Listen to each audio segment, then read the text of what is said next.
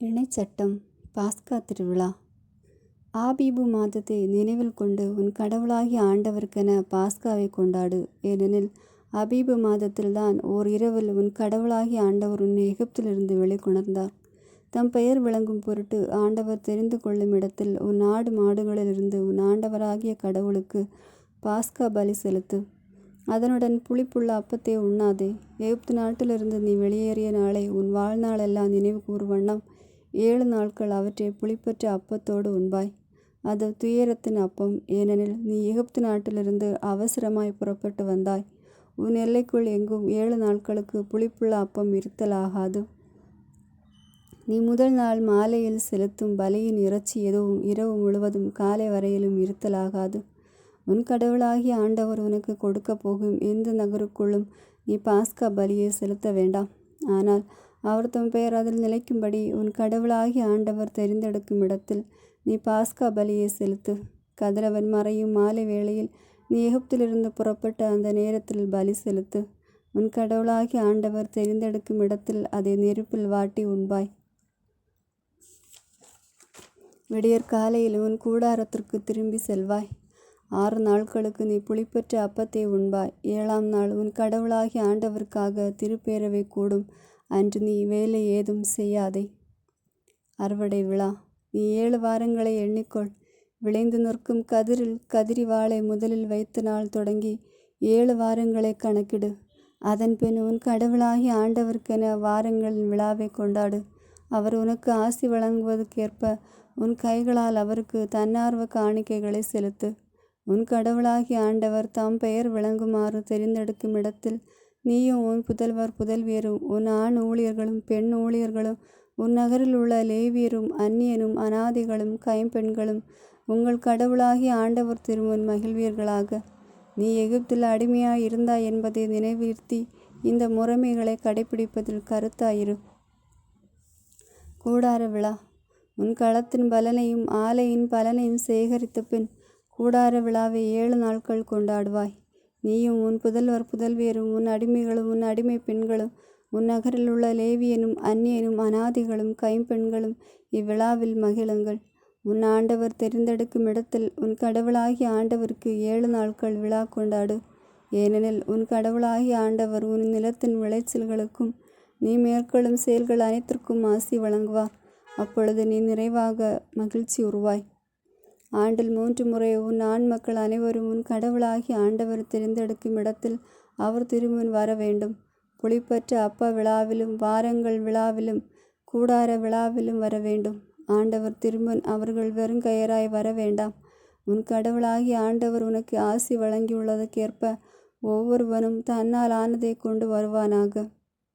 நீதி வழங்கும் முறை.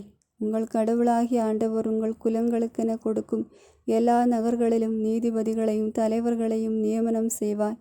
அவர்கள் நீதியுடனும் நேர்மையுடனும் மக்களுக்கு தீர்ப்பு வழங்கட்டும். நீதியை திருத்தி விடாதே. ஒருத்தலை சார்பாக செயல்படாதே.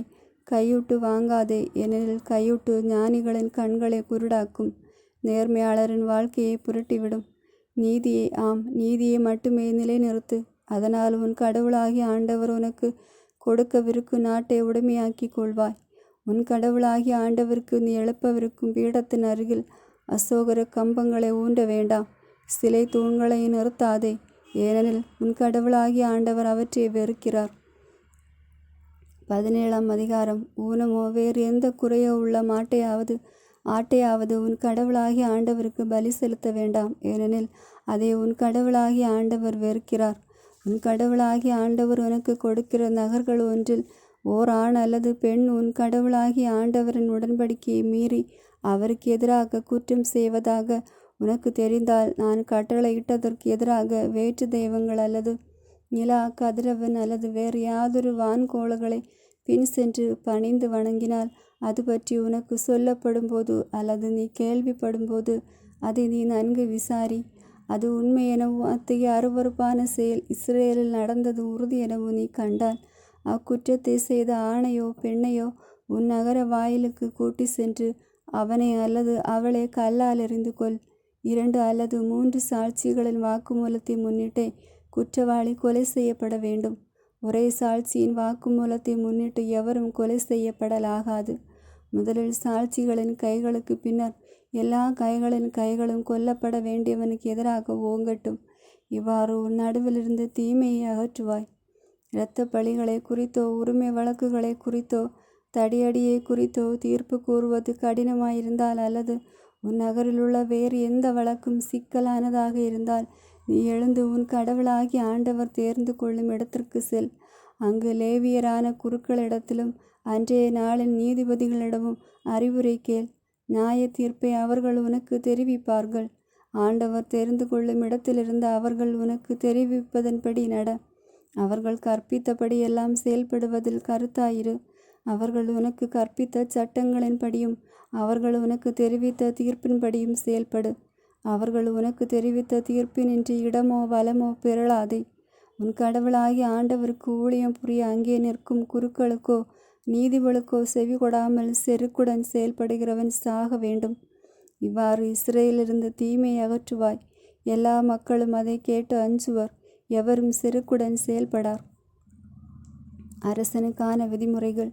உன் கடவுளாகி ஆண்டவர் உனக்கு கொடுக்க போகும் நாட்டுக்குள் சென்று அதை உடைமையாக்கி அதில் குடியேறிய பின், என்னை சுற்றிலும் உள்ள எல்லா வேற்றினத்தாரையும் போல நானும் எனக்கு ஒரு அரசனை ஏற்படுத்துவேன் என்று நீ சொல்வாய். அப்போது உன் கடவுளாகிய ஆண்டவர் தெரிந்தெடுக்கும் ஒருவனையே உன் அரசனாக ஏற்படுத்துவாய். உன் இனத்தான் ஒருவனையே உன் அரசனாக்குவாய். உன் இனத்தான் அல்லாத அந்நியன் ஒருவனை உனக்கு அரசனாய் நியமிக்காதே. அவன் தனக்கென குதிரைகளை மிகுதியாக்கி கொள்ளாமலும் குதிரைகளை மிகுதியாக்க கொள்ளும் பொருட்டு மக்களை மீண்டும் எகிப்துக்கு போக செல்லாமல் இருக்கட்டும். ஏனெனில் இனி அந்த வழியாக திரும்பவும் செல்லக்கூடாதென ஆண்டவர் உங்களுக்கு சொல்லியுள்ளார். அவன் இதயம் ஆண்டவரை விட்டு விலகாதிருக்க வேண்டுமானால் பல மனைவியரை கொள்ளலாகாது. வெள்ளையும் பொன்னும் அளவு மீறி சேர்க்கலாகாது. அவன் தன் அரச கட்டலில் அமர்ந்த பின் லேவியராகிய குருக்கள் பொறுப்பிலுள்ள இச்சட்ட நூலில் நகல் ஒன்றை தனக்கென ஒரு ஏட்டில் எழுதி கொள்ளட்டும். அதை தன்னோடு வைத்து கொள்ளட்டும். அதை நாள்தோறும் அவன் வாழ்நாள் முழுவதும் வாசிக்கட்டும். அதனால் அந்த சட்டத்தின் எல்லா வார்த்தைகளையும் அதன் நீதிமுறைகளையும் நிறைவேற்றுவதன் மூலம் அவன் கடவுளாகிய ஆண்டவருக்கு அஞ்சி நடக்க கற்றுக்கொள்வான். அதனால் அவன் இதயத்தில் இருமாப்பு கொண்டு தன் சகோதரருக்கு மேல் தன்னை உயர்த்தி கொள்ளாமலும் கட்டளைகளிலிருந்து வலமோ இடமோ பிறழாமலும் இருப்பான். அப்போது அவனும் அவன் புதல்வர்களும் இஸ்ரேலில் நெடுநாள் ஆட்சி புரிவர். 18ஆம் அதிகாரம். குருக்களுக்கான பங்கு. லேவிய குருக்களுக்கும் அனைத்து லேவிய குலத்தாருக்கும் இஸ்ரேல் மக்களிடையே பங்கு சொத்துரிமையும் இல்லை. ஆண்டவருக்கென செலுத்தப்படும் எரிபலிகளை அவருக்கே உரியவைகளை அவர்கள் உண்பார்கள். அவர்கள் சகோதரர்கள் நடுவே அவர்களுக்கு உரிமை சொத்து இல்லாதிருக்கட்டும். ஆண்டவர் அவர்களுக்கு வாக்களித்தபடி அவரே அவர்களின் உரிமை சொத்து. மக்களிடமிருந்து குருக்களுக்கு சேர வேண்டிய உரிமமாவது, பலியிட வருவோர் பலியிடப்படும் ஆடு மாடு இவற்றின் முன்னந்தொடை தாடைகள் இறப்பை ஆகியவற்றை குருவுக்கு கொடுக்க வேண்டும். முன்தானியம் திராட்சை ரசம் எண்ணெய் இவற்றின் முதற் பலனையும் கத்தரித்த ஆட்டு மரியின் முதற் பங்கையும் அவனுக்கு கொடுக்க வேண்டும். ஏனெனில் அவனும் அவன் புதல்வர்களும் உன் கடவுளாகிய ஆண்டவர் பெயரால் அவர் முன்னிலையில் என்றென்றும் ஊழியம் செய்யும்படி அவர் அவனை உங்களது குலங்கள் அனைத்திலிருந்தும் தேர்ந்து கொண்டார். இஸ்ரேலில் பரவியுள்ள யாதொரு நகரில் வாழும் ஒரு லேவியன் அங்கிருந்து புறப்பட்டு ஆண்டவர் தேர்ந்து கொள்ளும் இடத்திற்கு விரும்பி வந்தால், அங்கே ஆண்டவரின் முன்னிலையில் ஊழியம் செய்யும் லேவியராக தன் சகோதரரைப் போல அவனும் கடவுளாகிய ஆண்டவர் பெயரால் ஊழியம் செய்வான். அவன் தன் தந்தை வழி சொத்தில் வரவேண்டியதை அனுபவிப்பதுமின்றி தன் ஊழியத்திற்கான பங்கையும் உணவுக்காக பெற்றுக்கொள்ளட்டும். வேற்றின வழக்குகள் குறித்த எச்சரிக்கை. உங்கள் கடவுளாகிய ஆண்டவர் உனக்கு கொடுக்கும் நாட்டுக்கு போன பின் அந்த வேற்றினத்தாரின் அருவருப்பான செயல்களை கற்றுக்கொள்ளாதே. தன் புதல்வனை அல்லது புதல்வியை தீமிதிக்க செய்கிறவனும் குறி சொல்லுகிறவனும் நாள் பார்க்கிறவனும் சகுனங்களை நம்புகிறவனும் சூனியக்காரனும் மந்திரவாதியும் ஏவி விடுகிறவனும் மாயவித்தைக்காரனும் இறந்தவர்களிடம் குறி கேட்கிறவனும் உங்களிடையே இருத்தலாகாது. ஏனெனில் இவற்றையெல்லாம் செய்கிறவன் ஆண்டவருக்கு அருவருப்பானவன். இப்படிப்பட்ட அருவருப்பான செயல்களின் நிமித்தம் உன் கடவுளாகிய ஆண்டவர் உன் முன்னிலை நின்று அவனை துரத்தி விடுவார். உன் கடவுளாகிய ஆண்டவருக்கு நீ முற்றிலும் உண்மையாயிரு. இறைவாக்கினரை அனுப்புவதற்கான உறுதிமொழி. ஏனெனில் நீ துரத்தி விடவிருக்கும் இந்த வேற்றினத்தார் குறி சொல்லுகிறவர்களுக்கும் நாள் பார்க்கிறவர்களுக்கும் செவி கொடுக்கிறார்கள். அவ்வாறு செயல்பட உன் கடவுளாகிய ஆண்டவர் உன்னை அனுமதிக்கவில்லை. உன் கடவுளாகிய ஆண்டவர் உன் சகோதரர் நடுவே நின்று என்னைப் போல் ஒரு இறைவாக்கினரை ஏற்படுத்துவார். நீ அவருக்கு செவிகொடு. ஒரேவில் திருப்பேரவை கூடிய நாளில் நீ உன் கடவுளாகிய ஆண்டவரிடம் மன்றாடி, நான் இறந்து போகாதபடி என் கடவுளாகிய ஆண்டவரின் குரலொலியை இனி நான் கேட்காமலும் இப்பெரும் நெருப்பை இனி நான் காணாமலும் இருப்பேனாக என்று விண்ணப்பித்த போது ஆண்டவர் என்னை நோக்கி, அவர்கள் சொன்னதெல்லாம் சரி என்றார். உன்னைப் போல் ஒரு இறைவாக்கினனை அவர்களுடைய சகோதரர்களிடம் நின்று நான் அவர்களுக்காக ஏற்படுத்துவேன். என் வார்த்தைகளை அவனுடைய வாயில் வைப்பேன். நான் கட்டளையிடுவது அனைத்தையும் அவன் அவர்களுக்கு சொல்வான். என் பெயரால் அவன் சொல்லும் என் வார்த்தைகளுக்கு செவிகொடாதவனை நான் வேறறுப்பேன். ஆனால் ஓர் இறைவாக்கினன் எனது பெயரால் பேசுவதாக எண்ணிக்கொண்டு நான் அவனுக்கு கட்டளையிடாதவற்றை பேசினால் அல்லது வேற்று தெய்வங்களின் பெயரால் பேசினால் அந்த இறைவாக்கினன் சாவான். ஆண்டவன் சொல்லாத வார்த்தை இன்னதென்று எப்படி நான் அறிவது என்று நீ உன் மனதில் எண்ணலாம். ஓர் இறைவாக்கினன் ஆண்டவரின் பெயரால் உரைப்பது நடைபெறாமலும் நிறைவேறாமலும் போனால் அந்த இறைவாக்கினன் தான் எண்ணப்படியே பேசுபவன். அவனுக்கு நீ அஞ்ச வேண்டியதில்லை. 19ஆம் அதிகாரம். அடைக்கல நகர்கள். உன் கடவுளாகிய ஆண்டவர் வேற்றினத்தாரை வேறறுத்து அவர்களின் நாடுகளை உனக்கு கொடுப்பார். நீ அவற்றை உடைமையாக்கி அவர்களது நகர்களிலும் வீடுகளிலும் குடியேறுவாய். நீ உடைமையாக்கி கொள்ளும்படி உன் கடவுளாகிய ஆண்டவர் கொடுக்கவிருக்கும் நாட்டினிடையே 3 நகர்களை உனக்கென ஒதுக்கிவை. கொலை செய்தவன் எவனும் அங்கே தப்பி ஓடும்படி சாலைகளை அமை. இவ்வாறு உன் உரிமை சொத்துக்குமாறு கடவுளாகிய ஆண்டவர் உனக்கு கொடுக்கவிருக்கும் நாட்டை 3 பாகங்களாக பிரி. அங்கே ஓடி போவதன் மூலம் உயிர் வாழத்தக்க கொலையாளி யாரெனில், தற்செயலாய் முன்பகை ஏதுமின்றி தனக்கு அடுத்திருப்பவனை கொலை செய்பவனை. சான்றாக, ஒருவன் மரம் வெட்டுவதற்காக தனக்கு அடுத்திருப்பவனோடு காட்டுக்குள் செல்கிறான். மரத்தை வெட்டுவதற்காக கோடாரியை தன் கையால் ஓங்கும்போது கோடாரியின் இரும்பு கைப்பிடியினின்று கழன்று அடுத்திருப்பவன் மீது விழ அவன் இறந்து போகிறான். அப்போது அப்படிப்பட்டவன் இந்நகர்கள் ஒன்றினுக்குள் தப்பி ஓடி அங்கே வாழலாம். இல்லையெனில் கொலை செய்யப்பட்டவனின் முறை உறவினன் கோபவரியால் பழி வாங்கும்படி கொலையாளியை பின்தொடரும் போது செல்லும் வழி நீண்டதாக இருந்தால் அவனை பிடித்து கொன்றுவிட ஏதுவாகும். ஆனால் கொலை செய்யப்பட்டவன் மீது கொலையாளிக்கு முன்பகை இல்லாததால் அவன் சாவுக்குரிய குற்றம் ஏதும் செய்யவில்லை என்பது உண்மை. எனவேதான் நான் உனக்கு கட்டளையிடுகிறேன். 3 நகர்களை உனக்கென ஒதுக்கிவை. நான் இன்று உனக்கு கட்டளையிடும் எல்லா கட்டளைகளை நிறைவேற்றுவதில் நீ கருத்தாயிருந்து உன் கடவுளாகிய ஆண்டவர் மேல் அன்பு கூர்ந்து அவரது வழிகளில் என்றும் நடந்தால் உன் கடவுளாகிய ஆண்டவர் உன் மூதாதையாருக்கு வாக்களித்தபடி உனக்கு இந்த நாடுகள் அனைத்தையும் கொடுத்து உன் எல்லைகளை விரிவாக்குவார். அப்போது இன்னும் 3 நகர்களை இந்த நகர்களோடு சேர்த்துக்கொள். இல்லையெனில் நீ உரிமையாக்கி கொள்ளும்படி உன் கடவுளாகிய ஆண்டவர் கொடுக்கவிருக்கும் நாட்டில் குற்றமில்லாதவன் இரத்தம் சிந்தப்படும்பதால் உன்மேல் இரத்தப்பழி வரலாம். ஆனால் ஒருவன் தனக்கு அடுத்திருப்பவனை பகைத்து அவனுக்காக பதுங்கியிருந்து அவனை தாக்கி அவனை வெட்டி சாகடித்த பின் இந்த நகர்கள் ஒன்றினுக்குள் ஓடி ஒளிந்தால் அவனது நகர் பெரியோர்கள் ஆள் அனுப்பி அங்கிருந்து அவனை கொண்டு வந்து கொலை செய்யப்பட்டவனின் முறை உறவினின் கையில் அவனை ஒப்படைப்பார். இரத்தப்பழிக்காக அவன் சாவான். நீ அவனுக்கு இரக்கம் காட்டாதே. குற்றமில்லாதவன் இரத்தப்பழியை இஸ்ரேலிலிருந்து துடைத்துவிடு. அப்போது உனக்கு நலமாகும். வழிமுறை எல்லைக்கல். நீ உடைமையாக்கி கொள்ளும்படி உன் உரிமை சொத்தாகிய நாட்டில் முன்னோர்கள் குறித்துள்ள உனக்கு அடுத்திருப்பவனின் எல்லை கல்லை நகர்த்தி வைக்காதே. சாட்சிகளை பற்றிய விதிமுறைகள். ஒருவனது எந்த குற்றத்தையும் எந்த பழிபாவ செயலையும் உறுதி செய்ய ஒரே சாட்சியின் வாக்குமூலம் போதாது. 2 அல்லது 3 சாட்சிகளின் வாக்குமூலத்தாலே அது உறுதி செய்யப்பட வேண்டும். ஒருவன் மேல் குற்றம் சுமத்தும்படி ஒரு பொய் சாட்சி முன்வந்தால் வழக்காடுகிற இருவரும் ஆண்டவர் திருமண அன்றைய நாளில் ஊழியம் புரியும் குருக்களிடமும் நீதிபதிகளிடமும் வரட்டும். நீதிபதிகள் தீர விசாரிப்பர். சான்று சொன்னவன் பொய் சாட்சி என்றும் தன் சகோதரனை அநியாயமாக குற்றம் சாட்டியுள்ளான் என்றும் அறிந்தால் அவன் தன் சகோதரனுக்கு செய்ய நினைத்தது போலவே அவனுக்கு செய்யுங்கள்.